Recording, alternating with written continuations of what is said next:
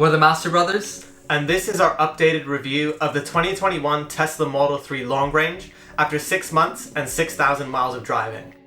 Now we're going to be giving it an updated master rating based on our experiences over the past 6 months. And if you want to learn what the master rating is, check out our website. We'll leave the link to it in the description. So let's get into it. Now for money, our only real cost over the last 6 months has been for charging. And we had a mix of using superchargers and charging at home. Now it's really tough for us to calculate what the ratio is of supercharging and at-home charging. So what we did is we calculated how much it would cost to charge at home and then for superchargers. So if we charge at home for 6,000 miles with an average efficiency of 285 watt-hours per mile, that cost would be £130 or about 2.2p per mile. Yeah, and that's if we're using the Octopus Go tariff and only between the times at night where it's cheapest. So between 12:30 a.m. and 4:30 a.m. Yeah, and it's 5p per kilowatt hour, which is a banging deal. Yeah. We also did a comparison between Octopus Agile and Go. So if you want to check that video out, click on the pop-up banner right here. Now if we were to charge exclusively at a supercharger for those 6,000 miles, we worked out that the average cost per kilowatt hour would have been about 21 pence. So that would have worked out to be about £360 or 6 pence per mile. So definitely more expensive than charging at home. Yeah, but even compared to one of the petrol competitors like a BMW 330i, we would have paid about £770 or 12.8p per mile, which is like nearly 6 times expensive at charging at home. Yeah. It's crazy. So definitely had massive savings across charging, and the convenience is actually amazing. Just waking up and it's kind of like you have a full tank of gas. Yeah, you never have to like go out of your way to fill up somewhere unless you've done a long journey. Like your car is always charged. Yeah, it's really nice. So overall for money, we decided to keep our scores of 8 out of 10. Yeah, you're getting a lot of the benefits of an EV like cheap charging, quick performance off the line, and all of the tax benefits that come with an electric car. But we didn't give it a 10 out of 10 because the Model 3 still falls short in some other ways, which we're going to get into later. Now for aesthetic, starting off with the exterior, it's nice. It's not like a super special looking car, and it's not a bad looking car. I think the only thing for me is the door handles. Like, people find it tough to open initially, but then it's something that you get used to quite easily. Yeah, I think the door handles look really nice, especially with the refresh now that they're blacked out. And yeah, really sleek against the body line of the car, so I think it's pretty nice. That is true. I definitely prefer the black trim over the chrome. I think it just looks so much sportier, nicer, and I think the chrome just looks a bit. And also the aero cover redesign. Those are nice as well. Oh yeah, that is nice. You still prefer the alloys, right? No, I think I prefer the aero wheels. Really? Yeah. Oh, okay. I think the alloys look a bit like, I think the problem is with the ratio between the tire wall and the alloys, because I think the tire wall is a bit too big, and so when you have the alloys, which are really like minimal, I think it looks a bit naked and a bit skinny. It's a bit weird. I always thought that the alloys look sporty, Yeah. and the aero wheel covers look more EV-like. It depends on the angle you look at it, I think, like the actual physical angle. Yeah, that's true. Now moving into the interior, I was a massive fan of the white interior in the beginning, but then now it is quite annoying because just any form of dirt just shows up like a sore thumb.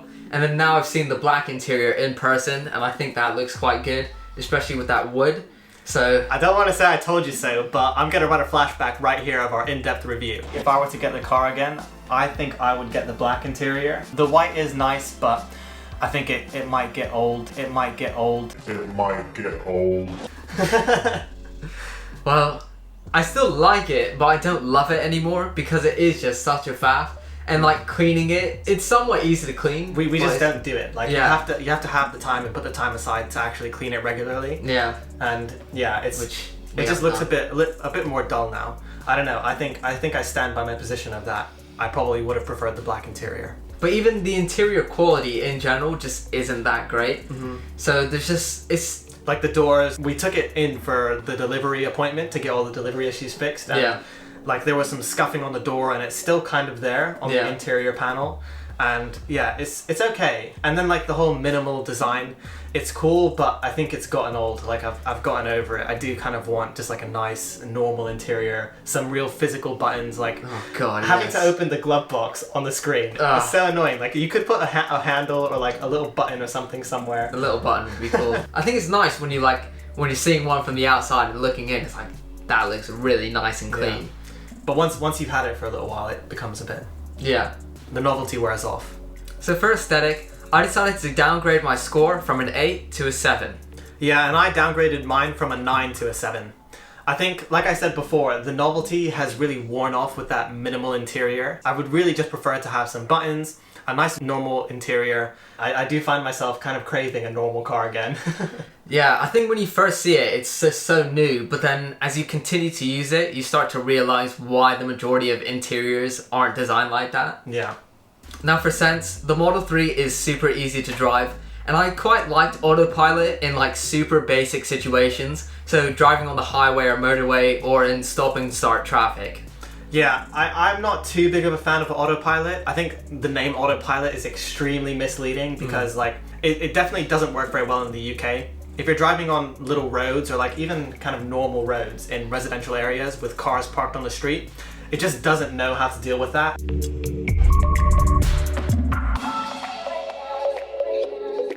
It'll think the car is stopped there and it'll just stop behind it. Sometimes it'll react quite late and slam on the brakes. I think it's a substitute for a not very good or not very aware driver. Yeah, it's super situational. Like, it's just not built for UK roads. Can't handle roundabouts, lanes merging or splitting. Yeah. Small roads. So and like if there's no road signs or anything, like markings on the road.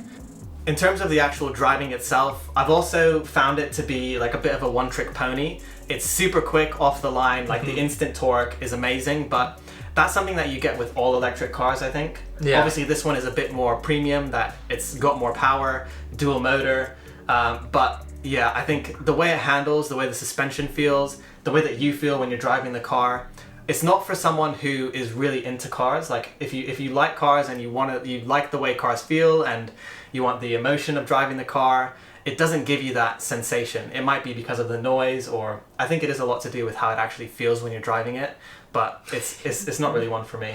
You talk so much. Yeah. I've really not said anything. I have a lot to say. Okay, this is what I think.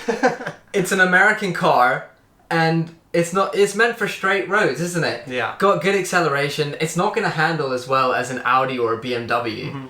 So That's true. yeah. I think it's because my expectation was for it to be really good, because all of the people on YouTube say, oh yeah, it's amazing, but a lot of the people that are doing these Tesla reviews, they don't really know much about cars. Like, they're not super into cars. Yeah. Might be throwing out some shade out there, but like, I think the performance will be a lot better, but I wouldn't consider myself to be much of a car person. I feel like you like cars a lot more, and I've driven nicer cars. Yeah. And I think it's just handling that expectation that you're buying a car from a new manufacturer. Yeah. That their priority is range, performance, and Straight line performance. straight line performance, and that's pretty much it. And tech. Yeah. That's what the priority is. It's more for like the everyday consumer, and for that, it's probably really, really good. But for me personally, it's not one that I would go for, I think. So for sense, overall, I downgraded my score from a 9 to a 6. And I downgraded my score from an 8 to a 7. I mean, that straight line speed is pretty amazing. Yeah. The technology is pretty decent. We'll get into that next. But yeah, if you're really into cars and you love the way cars drive and you want that sort of connection and experience with it, then it probably isn't the one to go for. Yeah, I think a lot of manufacturers do that better, but at the end of the day, it is a very personal decision. Now for technology, we're going to look at the driving tech, the interior tech, and the safety and security. Now for driving tech, as we said before, Autopilot is great in certain situations, but for the majority of UK driving, it is pretty useless and can be quite dangerous. I like it quite a bit because at one point I was doing a lot of motorway driving, and when you're doing the same journey every day, it does just kind of give you a bit of relief, because it can get quite boring. Yeah.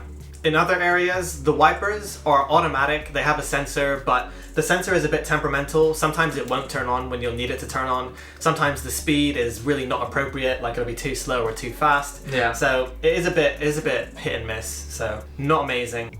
But what is amazing are the cameras. There's 3 when you reverse, and they're so clear, it is ridiculous. Yeah, you do need to use the cameras though, because at night the mirrors dim so much that you can't really use them if you're backing up. They do reduce the dim when you go into reverse, but it takes a little while, so if you're like backing into a parking spot, you might have to wait a bit. But yeah, the dimming sometimes is so dim that you literally can't see anything. It's just like black out of the side mirror. So that is true. Yeah, really annoying. And it's not adjustable, so. Now for the interior, the climate does work pretty well. Like the heat comes on pretty instantaneously because it's electric, and the cooling is pretty good. But again, it is quite annoying to have to adjust everything from the screen. So I think it would be nice to have some physical controls there. Yeah, but what I do like with controlling the climate is actually using the Tesla app. So when it's freezing, you can turn on the climate from the app, and then when you get into the car, it's nice and toasty. And the same thing when it's hot, turn on the AC, come in, and it's nice and cool. Yeah. And I think it's such an underrated feature. Yeah, it is really good. It was brilliant. But the only thing is you have to remember to turn it on, but we usually do. You get used to it. Yeah. The driver visualization on the driver's side of the screen is annoying. Because I just don't think it's necessary. You have eyes, you should be able to see what's going on the road.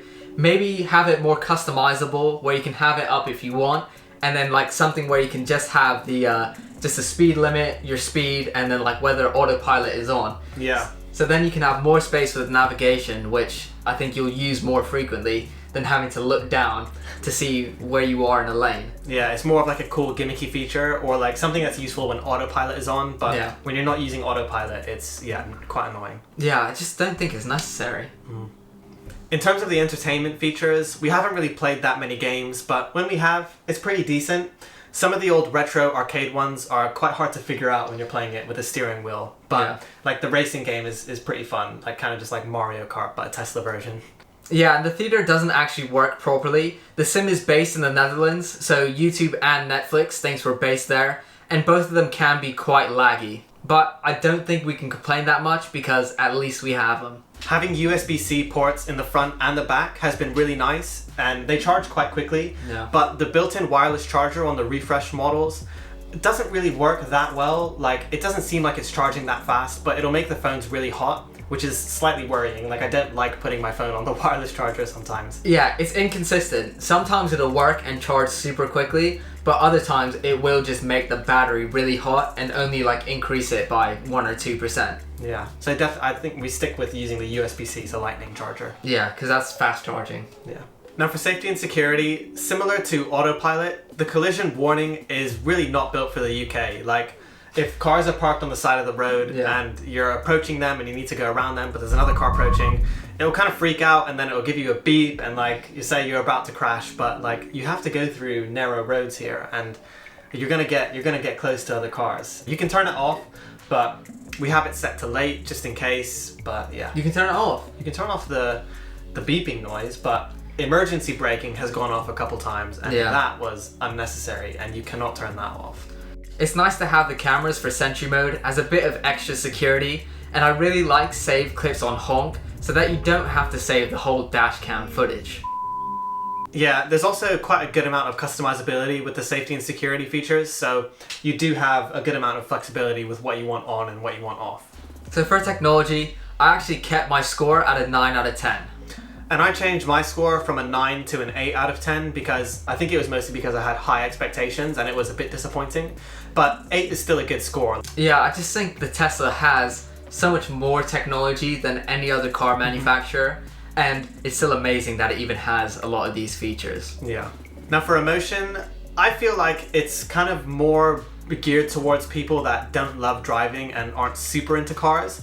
It's nice if you want a car that's really quick off the line and it can go when you need it to go, but it's not really that engaging of a driving experience, and you don't get that kind of, the handling is really good, you can feel the weight of the car. So yeah, if you're not too bothered about those things, then I think it's really good, but for me personally, it doesn't have that emotional connection with the whole driving experience, which sounds a bit corny and really like, oh yeah, seems like the kind of person that would kiss his car.